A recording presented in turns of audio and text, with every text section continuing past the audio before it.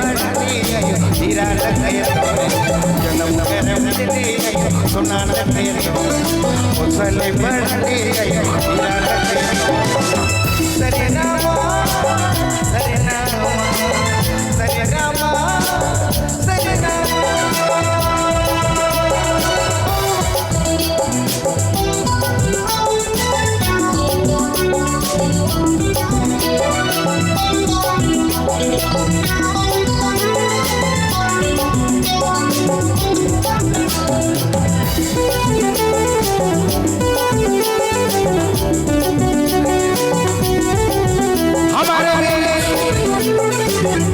हमारे आज के आदरणीय मुख्यमंत्री मुख्य अतिथि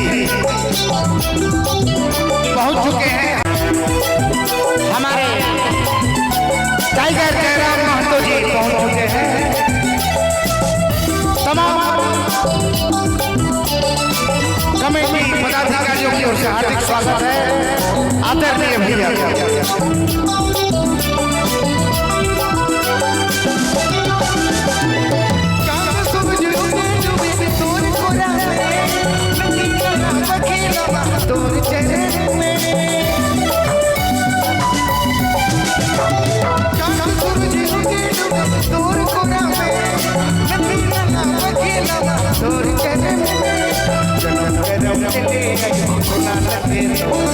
मुसले बढ़ने आयो हीरा लगे जन्म करम दिले आयो सोना लगे मुसले बढ़ने आयो हीरा लगे सरे रामा सरे रामा सरे रामा सरे रामा